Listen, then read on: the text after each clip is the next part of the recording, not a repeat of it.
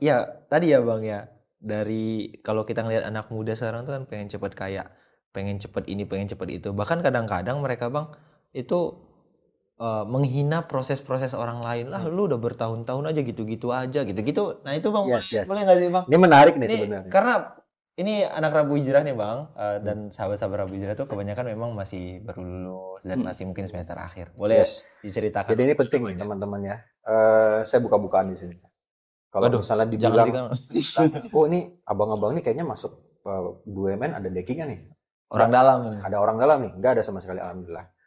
Itu berkat doa orang tua. Kalau teman-teman punya orang tua, saran saya pertama minta maaf dulu.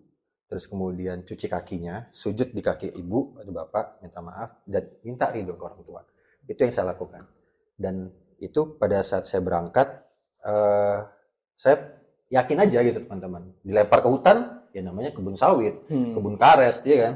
Ya walau-walau kita ketemu apa aja di situ. Ular ya. Ular, jangan ular. Harimau pun ada suara-suaranya ada. Dan itu yang saya yakini. Jadi by proses, terus kemudian saya gabung ke teman-teman pengusaha, ternyata ada yang investor saham, ada yang UMKM. Saya semakin banyak, tadi dibilang sama Bang Devni, silaturahmi, masuk ke organisasi. Organisasi itu penting. Itu untuk membuka paradigma. Nah, di usia teman-teman sekarang, ya kita ini juga masih muda kita kan. masih muda. Jadi di usia muda kita ini, kita terlalu banyak melihat fenomena anak muda instan. Gitu loh. Kenapa? Contohnya kayak di TikTok nih. Terus kemudian di Instagram. Banyak yang flexing ya Bang. Orang-orang, bisa bagi nih. Dia usia muda bagi ratusan juta. Kita nggak tahu siapa di belakang dia. Tapi yang betul adalah teman-teman harus yakin dulu semuanya by proses. Kalau kita lihat lah, kita ambil contoh beberapa pengusaha yang memang sudah punya franchise nih saya bilang. KFC atau yang lainnya. Atau yang lain, tempat yang lain. Teman-teman bisa ngelihat, mereka tuh melakukan proses itu berdasarkan yang pertama, dia harus punya trial and error. Teman-teman satu titik, misal tadi dikerja di perbankan, syariah, saya di perkebunan. Mungkin basicnya sebelumnya bukan itu. Kalau saya pengen tadi, wah ini kayaknya passion saya di kejaksaan nih. Wah pakai baju pangkat, hakim. Karena dulu saya masuk organisasi namanya Pusat Studi Bantuan Hukum di Universitas Lampung. Itu kita ketemu sama lawyer, terus kemudian kita ikut peradilan, ada peradilan semu sampai ke Mahkamah Konstitusi, itu pernah kita lakukan. Itu passion nih. Tiba-tiba sampai dengan saat ini belum ada bukaan nih. Wah ini abang-abang kayaknya kebalik nih, ya kan? Katanya bilang harus ikut passion, tapi ketika ada lowongan, kita nggak ada nih passion kita apa nih, ya kan? Nah teman-teman harus dibilang sama Bang Dev tadi, turun dulu, jalan dulu. Karena kita nggak tahu. At the end, kita tuh mau seperti apa kita nggak tahu. Mungkin Bang Devin jadi komisaris Bank Syariah Indonesia. Amin. Broca nanti jadi orang kementerian gitu. Amin kan? Direksi. Kalau saya memang secara basicnya memang suka dengan dunia usaha. Basic saya gitu loh. Dan istri saya juga suka dengan dunia usaha. Jadi kami tuh sembari nih, walaupun kerja di BUMN, ya saya belajar sedikit sama orang-orang yang ngerti saham. Misalnya naik turun, kapan kita mesti buy, kapan kita mesti sell. Itu ilmunya tuh nggak segampang, ini enak nih orang lagi hijau terus buy. Tiba-tiba di blok, ya kan misalnya. Aduh, hancur nih, ini investasi orang tua saya udah jual rumah, saya udah jual mobil segala macam. Itu yang salah. Kita harus mulai dari sedikit demi sedikit. Trial and error harus dilakukan. Kalau tidak melakukan trial and error, teman-teman itu namanya instan. Yang namanya instan itu tidak baik. Kita makan Indomie instan juga kadang-kadang mie instan mie instan juga kadang-kadang kebanyakan juga nggak terlalu baik ya. Kita cek kadar gula darah segala macam itu pasti naik. Tapi kalau kita makannya sedikit-sedikit, misalnya mulai dari buah-buahan terus yang lain, semampu dan seporsi apa yang bisa kita makan, itu namanya trial and error. Ketika badan kita sanggup, ketika mental kita sudah sanggup, itu pasti akan sesuai datang nih. Kalau kita yakin sama Allah, rezekinya tuh akan datang dari tempat yang tidak ada duga-duga. Itu sih teman-teman. Siap. Luar biasa nih. Kalau kita bicara tadi udah ngomongin soal passion ya Bang ya. Kita udah ngomongin passion buat anak muda sekarang tuh ya, tadi kata Bang Devni sama Bang Benny, jalanin aja dulu yang apa yang ada. At the end mungkin kita akan ketemu lagi sama passion kita gitu. Dan sama seperti tadi yang sempat disinggung juga sama Bang Benny soal investasi ini. Menarik Bang soal investasi ini buat kita kalangan anak muda yang FOMO sama investasi-investasi yang sering muncul. Iya. Kalangan anak muda tiba-tiba pengen ini, tiba-tiba investasi di sini, investasi di situ.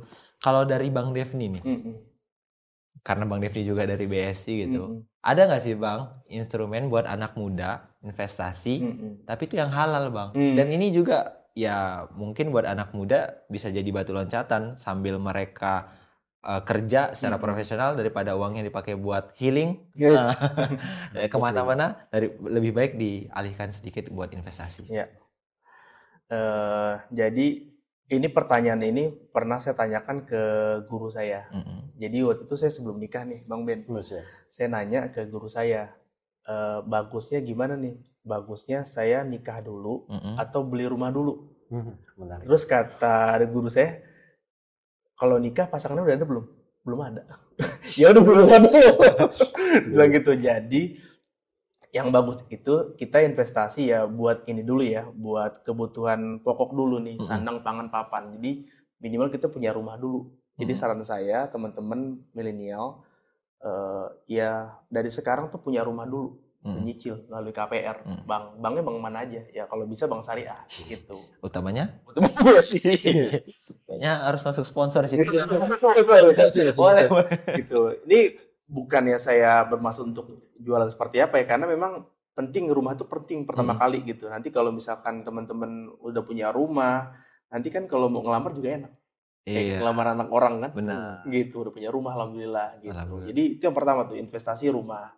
Terus yang kedua kita juga ada investasi namanya cicil emas. Nah, cicil emas tuh kita beli emas tuh harga hari ini tapi dicicil gitu. Karena kita nggak bisa beli secara cash, nungguin uang kita cukup buat beli segelondongan emas tuh nggak cukup, nggak bisa gitu. Apalagi kalau beli rumah nih misalkan kita nungguin uang kita 100 juta, rumahnya udah 200 juta. Uang kita udah cukup 100 juta, rumahnya udah 200 juta. Kita nabung 200 juta, rumahnya udah 500 juta. Nggak mungkin dikejar gitu. Makanya kita harus KPR gitu. Nah, terus itu investasinya. Nah, terus kalau untuk pribadi, saya sarankan teman-teman harus nyoba investasi kayak sukuk, kayak obligasi, terus ada lagi saham gitu. Kebetulan saya, Bang Ben ya, Bang Chan, mengikuti investasi ala Lokeng Hong. Lokeng Hong ya, mungkin teman-teman tahu gitu.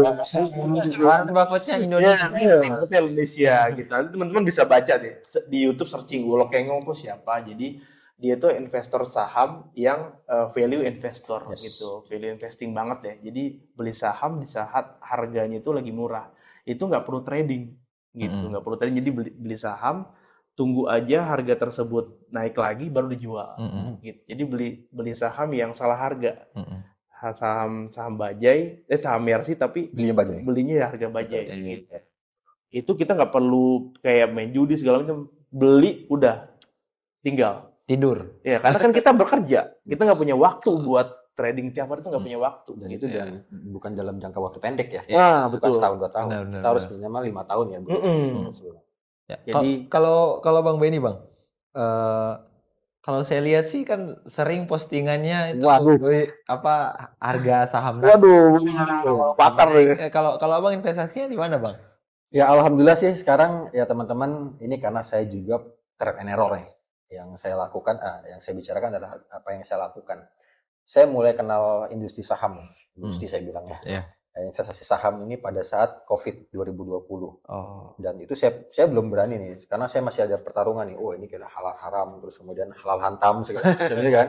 Tapi saya belajar, ternyata memang ada fatwa DSN MUI-nya sudah ada, terus kemudian value edit yang kita berikan. Banyak orang tuh kenapa beli saham gitu kan. Ini saya dari saham ya Mas Bro ya gitu ya. Walaupun saya bukan pakar saham, tapi saya percaya orang akan menilai value investasi. Jadi investasi nilai. Yang dibilang Bang Hefti betul. Salah satunya adalah properti, emas, saham, sukuk itu sering naik nih teman-teman. Kalau misalnya teman-teman punya tabungan misalnya, bisa kok di BSI ada tuh namanya RDN Syariah ya. Ada RDN Syariah. Untuk 10.000 sehari kalau nggak salah. Daripada teman-teman harus kumpulin 10.000 hari, terus kemudian healing nonton misalnya Taylor Swift misalnya kemarin ya kan. Di Singapura healing cuma sebentar teman-teman. 2-3 jam selesai. Habis itu teman-teman harus cari lagi, kerja lagi ke lapangan misalnya. Kita harus ya minta sama orang tua misalnya kan. Kita belum tentu nih orang tua kita sanggup. Gitu loh. Kebetulan orang tua saya dulu PNS sama guru nih, sama-sama PNS. Walaupun mereka ada, tapi saya dididik bagaimana saya bisa nyari uang sendiri. Jadi salah satu investasi yang paling saya rekomendasikan adalah investasi leher ke atas. Kalau tadi Bang Devni tadi kan terkait dengan properti emas, itu betul. Itu realisasinya harus dilakukan seperti itu. Tapi teman-teman harus sering-sering membaca dan melihat perkembangan investasi di Indonesia atau di luar. Karena saya sering main investasi saham di Indonesia sama di luar negeri cukup berbeda. Oh, ada perbedaan ya? Ada perbedaan. Lebih banyak cuan di luar negeri sedikit. Karena satunya pakai dolar, satunya pakai rupiah. Kan 1 rupiah kan berbeda. Sekarang sekitar 15.000 sekian. Tapi saya percaya teman-teman, kalau teman-teman bisa investasi leher ke atas, baca buku investasi, terus kemudian bergaul dengan orang-orang yang paham investasi, mengfollow orang-orang yang paham investasi. Contoh tadi guru Loh Hang Kong, terus kemudian ada beberapa trader saham yang bagus ya. Dia biasanya gini, ciri khas salah satu orang investor yang paham investasi adalah dia tidak sering berpromosi. Kalau yang sering promosi, sering promosi berarti dia mencari pompo. Nah, itu teman-teman ya. Jadi teman-teman nggak usah yang punya slot-slot Zeus apa namanya itu Bang. Itu tolong ditutup deh. Itu akan membuat mindset teman-teman itu tidak baik. Teman-teman akan lihat, wah ini cuma dengan mencet tombol terus apa ya muncul ring, terus ada petir di rekeningnya. Saya juga nggak tahu ya modelnya seperti apa. Tapi itu akan membuat teman-teman addicted tercanduan. Oh dengan kayak gitu terus dapat poin apa dapat ya. Terus kemudian bisa ditukar ya katanya. Nah itu sangat nggak bagus dan teman-teman hanya mengunturkan bandar judi online seperti itu. Dan sekarang udah terlalu banyak Bang korbannya yang banyak bunuh diri juga karena pinjol lagi sebagainya. Karena mereka berpikir bahwa itu seperti kegiatan yang bisa menguntungkan buat mereka gitu. Jadi ya itulah harus semangat mereka ini, semangat soal mereka mau menyisihkan uang untuk hal-hal yang seperti ini sebenarnya bisa dialihkan ke investasi buat anak muda yang memang mudah dimengerti itu tadi gitu. Kita fokusnya ke ekonomi syariah lah. Karena gini teman-teman ya. Tadi dibilang Bro Chaniago tadi betul bahwa ya untung ada, mungkin ada untung 500.000, 1 juta mungkin bagi kita saat ini besar ya. Tapi 5 tahun ke depan tuh nilai sangat kecil.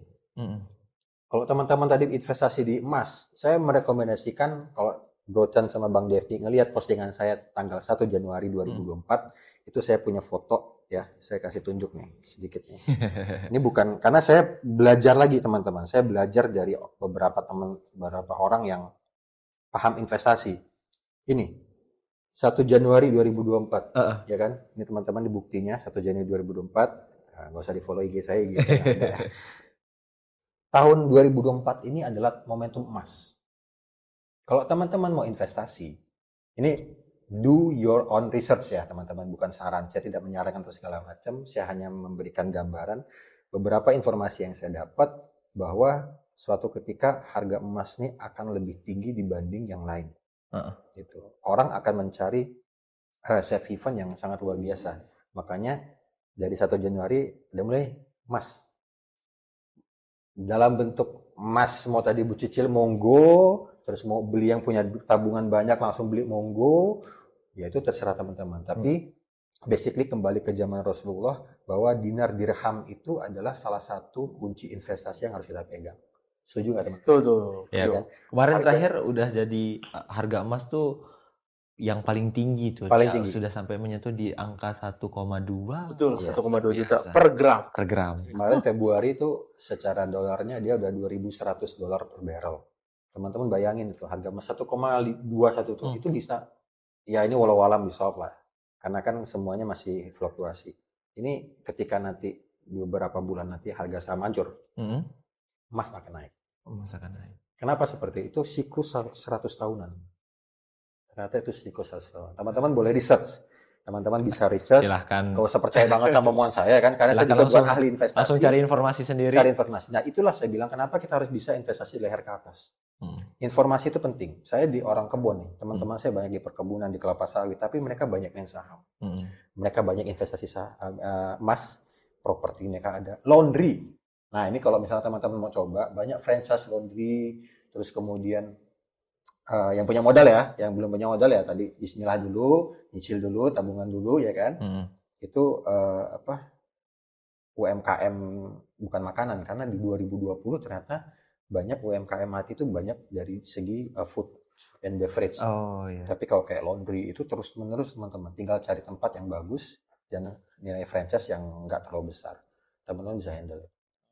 Itu kalau kami, misalnya saya juga agak heran nih, teman-teman saya di kebun, teman-teman tahu kalau di perkebunan sawit itu namanya sinyal itu sangat susah, karet itu sangat susah, tapi mereka bisa punya penghasilan di luar dari apa yang mereka dapat ya sekarang dengan tadi itu dapat informasi. Ternyata daerah sini laundry. Oh, ternyata daerah sini tempat makan. Oh, saya bisa buka bakso kecil-kecilan nih. Oh, ternyata misalnya kayak di Lampung nih. Nah, ini promosi enak ya kan. Nah, kadang-kadang saya juga bawa nih. Dulu pas awal-awal ke Jakarta, saya bawa, ada yang beli, ya kan. Cuma karena saya kayaknya tiap hari, tiap minggu mesti bawa pulang terus bawa bakso, kayaknya berat juga kan. Karena kan saya kadang naik bus segala macam. Jadi investasi itu adalah teman-teman cari berdasarkan yang pertama, teman-teman ini keahliannya apa dulu nih. Cari dulu keahliannya apa. Jangan kita ngikut-ikutan. Kayak dulu saya sebelum masuk ke Unila mau masuk stan nih. Stan, ya kan. Keuangan. Padahal saya nggak paham keuangan. Ya akhirnya nggak lulus. Gitu ya. Tapi at the end saya masuk hukum, saya belajar logiknya secara filsafat, terus kemudian logiknya secara perkuliahan, masuk ke dunia perkebunan, ketemu yang logik juga. Kalau di perkebunan tuh mungkin beda. Kalau Bang Dev ini banyak konsep itu bagus konsep. Kalau kami ini memang namanya di hutan orang ngegrek sawit cukup jatuh buah, terus kemudian diantar ke pabrik, jadilah dia minyak. Jadi kita tuh memang di semi militer lah kalau gitu. Jadi kalau ngeliat teman-teman orang-orang yang di BUMN perkebunan gitu, kami semi militer. Lebih saya yakin ketika teman-teman ditempa di suatu tempat yang kita tidak tahu antah berantahnya, itu akan membentuk karakteristik teman-teman sendiri. Seperti Bang Devi tadi. Dia sebenarnya belum tentu nih di BS ini seperti apa, tapi struggle dengan waktunya masing-masing. Teman-teman harus paham. Ada orang yang jadi seseorang itu dengan waktunya berbeda-beda. Ya, ada prosesnya masing-masing. Ada proses masing-masing. Kita ketemu sama Bang Da'arif ya kan, dengan usia muda sekarang udah jadi komisaris, terus kemudian jadi tokoh nasional di bidang ekonomi syariah. Itu saya rasa itu perjalanan beliau sangat luar biasa. Gitu. Kita tidak tahu latar historikalnya, beliau yang lebih tahu. Kita cuma tahu kulitnya doang, ya kan. Tapi prosesnya di masing-masing orang itu akan berbeda-beda. Ada orang yang sukses di usia muda, ada. Mungkin karena backup keluarga juga besar. Ada yang usia middle 30-40 tahun baru ada. Ada yang usia 50 tahun juga ada juga. Kita kan walau-walam gitu. Tapi kita harus jalanin prosesnya seperti Bang Devi bilang tadi. Proses harus jalanin, tidak instan, dan teman-teman harus tahu dulu nih apa yang menjadi value added untuk diri teman-teman. Kalau saya, value added saya sekarang keluarga nih. Nah, saya lagi fokus ke keluarga. Jadi apa yang saya lakukan itu ya untuk keluarga. Apa yang saya lakukan itu harus back to keluarga. Secara korporasi dapat, secara keluarga dapat. Jadi kita tidak ada masalah. Nah, teman-teman yang masih kuliah seperti apa? Mungkin masih ada orang tua nih. Kemudian masih atau yang orang tuanya sudah almarhum. Mungkin ada adik-adik. Teman-teman harus pindahin dulu cita-cita teman-teman itu untuk siapa. Memang tujuan utama kita untuk Allah, niatnya untuk ibadah. Tapi secara duniawi kita harus pikirkan juga waktu ini sangat terbatas loh. Waktu terbatas. Saya nggak nyangka tiba-tiba tahun ini udah 35 tahun misalnya, ya kan? Panjang juga perjalanannya. Panjang. Saya bisa ngomong seperti ini nggak gampang. Ini sekitar 5 tahun teman-teman. Saya bisa ngomong depan kamera biasa gini, terang. Dan itu proses yang sudah dialami. Proses. Semuanya by proses, tidak ada yang instan, tidak ada pakai pencet tombol judi tiba-tiba slot, jadi. Terus kemudian jangan sering-sering healing. Ya. Jangan sering-sering healing, nabung di BSI. Nabung. Nah, itu. Jadi nabung. Healingnya anak muda itu menghasilkan uang. Yes. Nah, itu healing baru kan kalau kan healing menghasilkan uang itu gimana itu ya? Itu cari informasi teman-teman. Jadi healing tuh ya bagus, healing sesekali boleh, tapi healing ini kan berkaitan dengan mental health ya, kesehatan mental. Anak-anak zaman sekarang ini oke dengan PD mental health, tapi mereka nggak tahu mental health itu seperti apa, kesehatan mental seperti apa. Kesehatan mental yang paling pas adalah ketika teman-teman paham dengan diri teman-teman sendiri. Teman-teman paham apa kebutuhan teman-teman itu sendiri. Pahami diri sendiri, itu jauh lebih penting.